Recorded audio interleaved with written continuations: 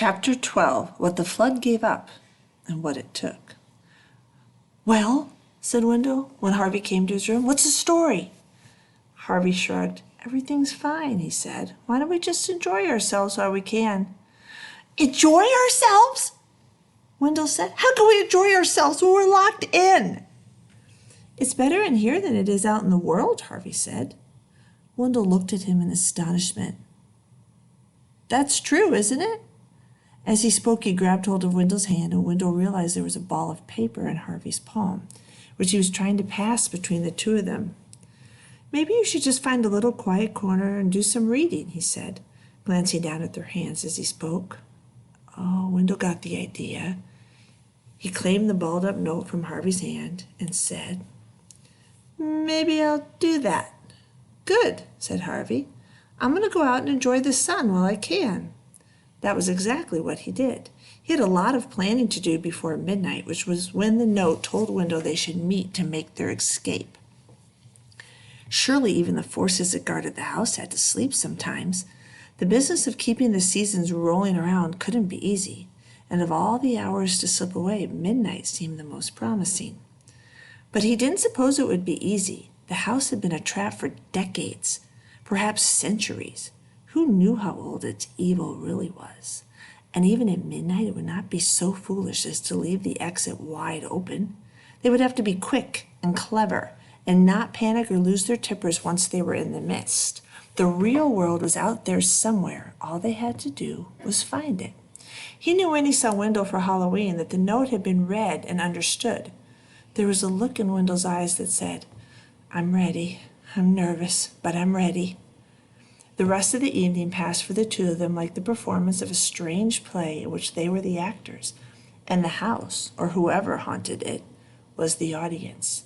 They went about enjoying themselves as though this was a night like any other, heading out to play trick-or-treat with a show of loud laughter, even though they were both shuddering in their borrowed shoes, then coming in to eat their supper and spend what they had hoped would be their last Christmas in the house.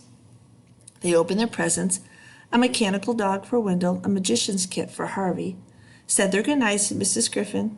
Goodbye, of course, not good night, but Harvey didn't dare let her know, and then went to bed. The house grew quiet and quieter still. The snow no longer sighed at the sill, nor the wind in the chimney. It was, Harvey thought, the deepest silence he'd ever heard, so deep that he could hear his heartbeat in his ears, and every rustle of his body against the sheets sounded like a roll of drums. A little before midnight he got up and dressed, moving slowly and carefully so as to make as little noise as possible. Then he headed out into the passageway and, slipping like a thief from shadow to shadow, hurried down the stairs and out into the night. He left not by the front door, it was heavy and creaked loudly, but by the kitchen door, which brought him out at the side of the house. Though the wind had dropped, the air was still bitter, and the surface of the snow had frozen. It crackled as he walked, however lightly he trod.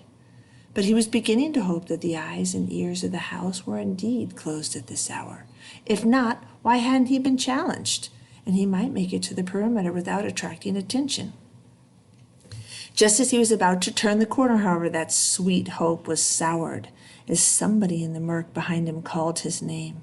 He froze in his tracks, hoping the darkness would conceal him, but the voice came again and again called his name.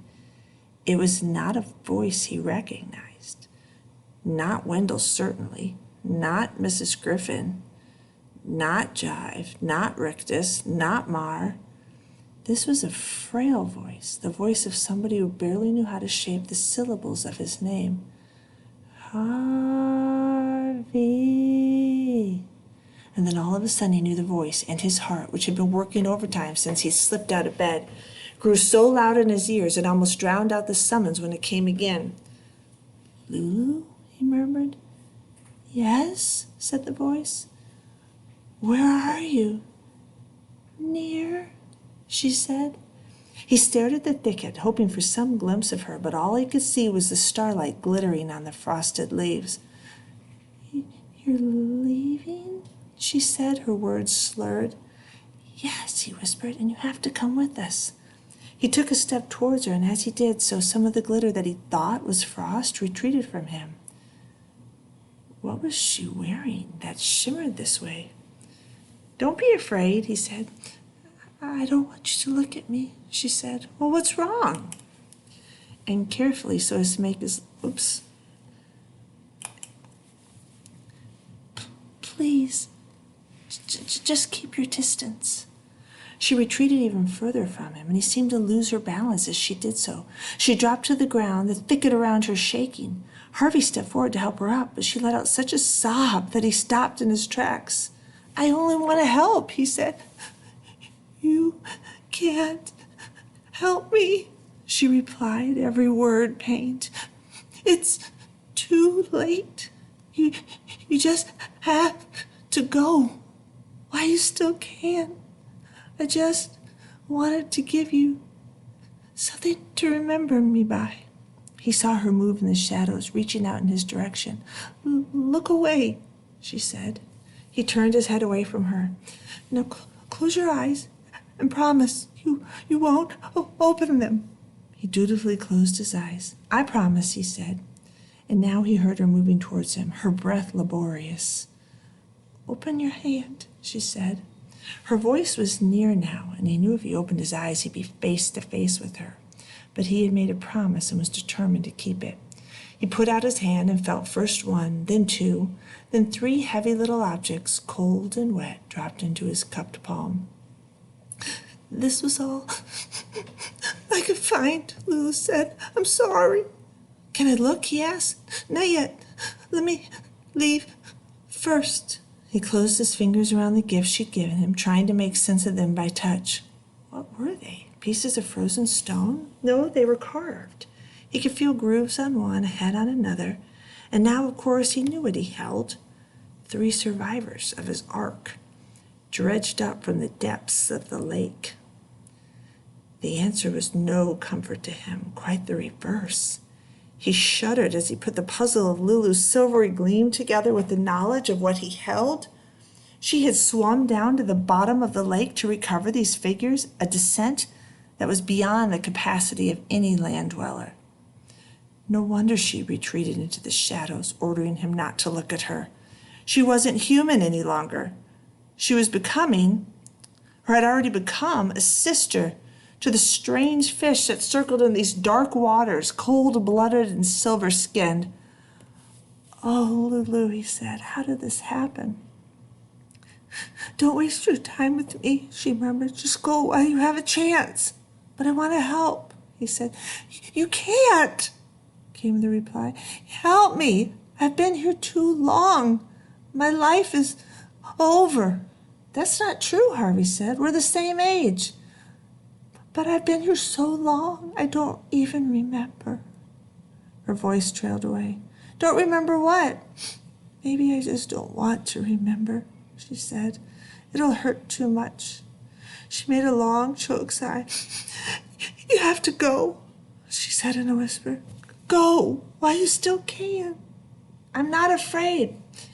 "Then you're stupid," she said, "because you should be." He heard the thicket shake as she started to retreat from him. "Wait," he said. She made no reply. "Lulu!" The din of her departure grew louder. By the sound of it, she was almost throwing herself out of his range. Breaking his promise, he opened his eyes and caught a glimpse of her as she fled. A shadow in the shadows no more. He started after her, not knowing what he would say or do when he caught up with her, but knowing he'd never forgive himself if he didn't somehow help. Maybe if he persuaded her to go with him, out of the shadow of the house, its vicious magic would be undone. Or maybe he could find some doctor for her in the outside world who would cure her of this malformation. Anything rather than leaving her return to the lake. Its waters were in view now, gleaming darkly between the branches of the thicket. Lulu had reached the bank, and for a moment the meager starlight found her. All that Harvey had feared was true, and more. A fin grew from her bent and scaly back, and her legs had almost fused together. Her arms had become short and stubby, her fingers webbed, but it was her face, glimpsed as she turned back to look at him, that was the greatest shock. Her hair had fallen out and her nose disappeared. Her mouth had lost its lips, and her blue eyes turned to swiveling silver balls, lidless and lashless. And yet, despite their freakishness, there was human feeling in those eyes and on that mouth. A terrible sadness that he knew would never leave his heart if he lived to be 1,000. "You were my friend," she said as she teetered on the bank. "Thank you for that." Then she tumbled into the water. He went to the edge of the lake at a dash, but by the time he reached the place from which she dived, the ripples were disappearing and the bubbles breaking. He watched the icy waters for a minute or more, hoping she would see him and surface, but she'd gone where he couldn't follow, and that, it seemed, was the end of it. Clutching her gifts to him like talisman, he drudged away from the lake and down the lawn to keep his rendezvous with Wendell. Ooh. The end of chapter 12.